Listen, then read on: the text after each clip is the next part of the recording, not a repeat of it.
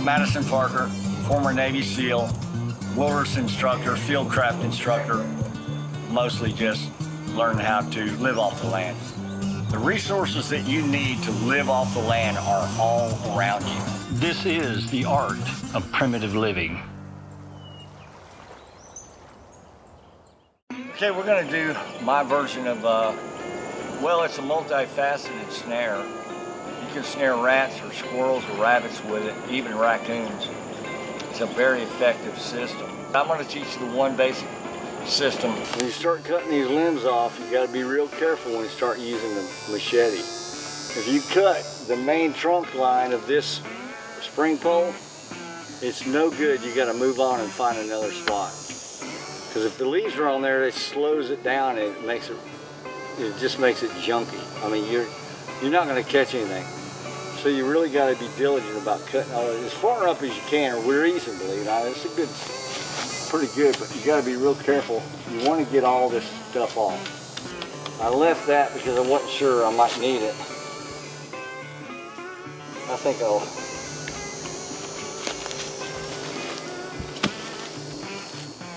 I'll go right here. Now see, that's a good foundation for setting my, see how I got a fork there? That's a great place to make a tie. Now what you do here is being careful not to bend this so much and just keep, you know, I've seen these newcomers get up in here and take this thing and just absolutely just snatch and grab, and they're working around and they keep bending it down and letting it go and bending it. And what they're doing is they're taking this, they're putting a permanent bend in the spring pole. And if you do that, you're gonna lose performance on your snare. So all I'm doing right here is I'm just temporarily tying a string on so that what I can do is I work around here, I can just let that go back to its natural state and I don't have to worry about it. Because I can get it, I mean I have it, but it's tied on. But see, instead of keeping it pulled down in this tight position, like constantly snatching on it, definitely an amateur mistake. Right here, I have a bundle pre-cut.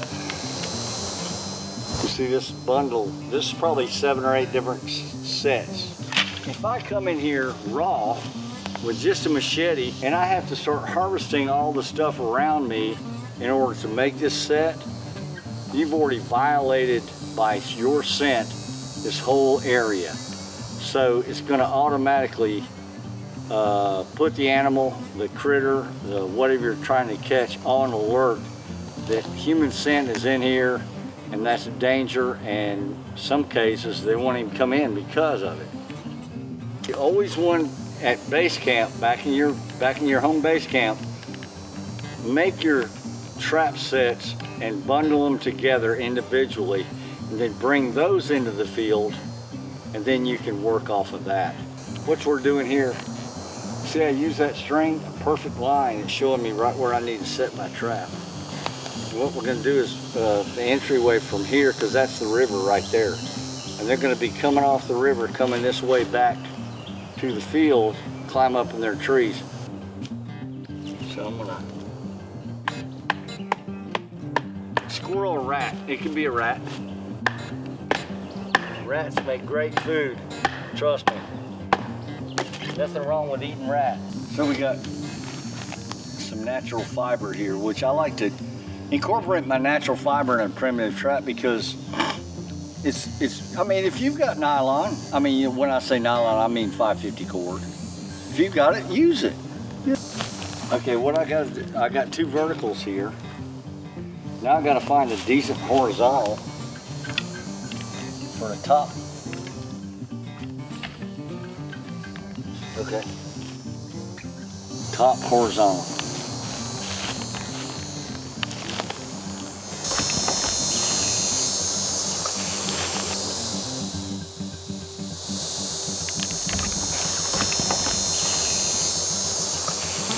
I got my 2 verticals and I got a horizontal tied with natural cordage. This is my trigger.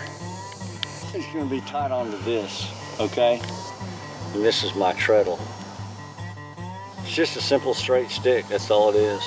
See it? Okay, I'm gonna go down. Ooh-wee, man, this got some pressure in it.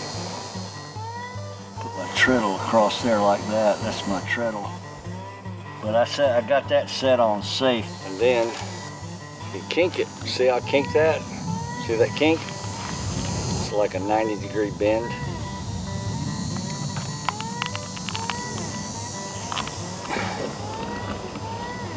Because that's where it's going to stop. And you can, that's your set. I mean, that way the cable stays closed. If you don't watch what happens, watch. If you just try and set out the watch. See how it closes? See that? It just drops down. You got that kink. And the nice thing is, when I'm done, I can take that kink out of it and start it again, because the next time I make a set, it might not be that particular spot.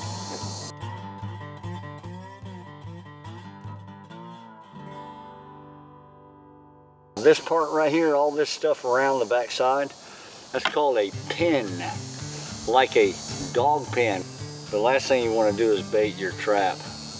And you're not going for predators here, you're going for squirrels and rabbits and raccoons and rats. That's it, that's what you're going for, nothing else. Go around and find you some acorns, peel the shell off the acorn, put it on top of a leaf and lay it down in the very back part of this. So you got your bait in there, and you don't want the animal coming in from, the back side, so thus you have this big pin of vertical sticks to stop or retard the animal from getting into your bait. So the only way he can get into the bait is by this funnel. See this, a bar here and a bar there made out of sticks. He has to go straight. This is the easiest way anyway. Animals are always going to take the easiest path. My first choice, these little packets, they look like packets of ketchup. Well, in this case, it's the same kind of packet, but it's filled with peanut butter. So what you do is you get your two little sticks like this. See this stick? And that stick. And you lay that packet of peanut butter back there, all the way back here in the back, as far back as you can. Then you take this stick and you don't perforate the peanut butter packet, you perforate the tab. Come back here and shove that down and perforate that tab, and what you're doing is you're basically pinning. When you anchor that to the ground, when he goes in there to take it away, it don't come away. He has to worry with it, he has to fight it a little bit. Not a lot, but enough to where all of a sudden he's done hit that trigger. So before I leave out, I reset, get this snare just the way I want it. Looks good. Yeah, man, the snare's looking real good. Just perfect. The last thing I do is walk down here and get that trail bar right at the edge of the trigger.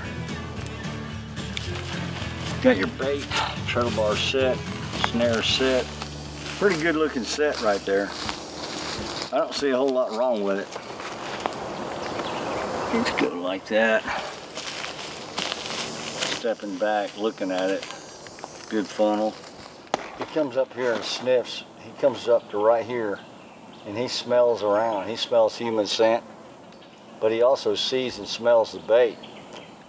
But he sees some obstructions here, so it puts him on alert. So what he does is he backs out and he walks around this thing and sees if he can penetrate in any one spot with his fingers or his hands. And if this is properly developed, he won't be able to penetrate that. So he'll go around, and again, if I was going to do this for real, not just for training purposes, I would double these back sticks back here. And there would just be no way he could get through that. So then he'd probably come all the way and make a full circle. He might even make a double, more than a full circle. He might go 2 times around. But he'd sniff around, he'd smell everything. Then he'd see, well, it doesn't look like it's much of a problem. And then he'd come in here, and there's treadle bar right there. All he's got to do is drop, and that vertical stick right there is tied onto this with a tremendous amount of pressure on it is going to trigger. and it'll close on that snare. So he's going to get up here. If he doesn't touch it with his front paws, he's going to probably brush it with his belly as he grows across. I'm assuming, you know, it's a big squirrel, like a fox squirrel or something like that. And come in here, and all you got to do is lay down that treadle bar just a little bit. And you can see what happens.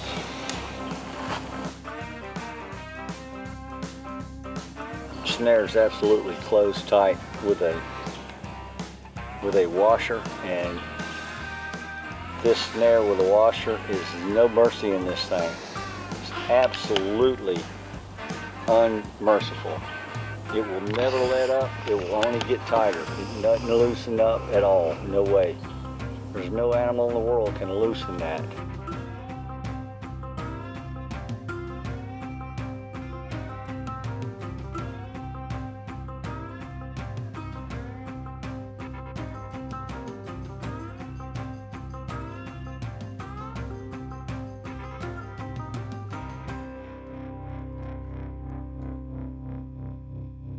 Just by trial and error, I began to learn how to really set snares, and so I've gotten really good at setting snares, and I pretty much catch anything. If I'm patient, if you're willing to wait, you're going to catch, you know, if you use the technology I use here in this area.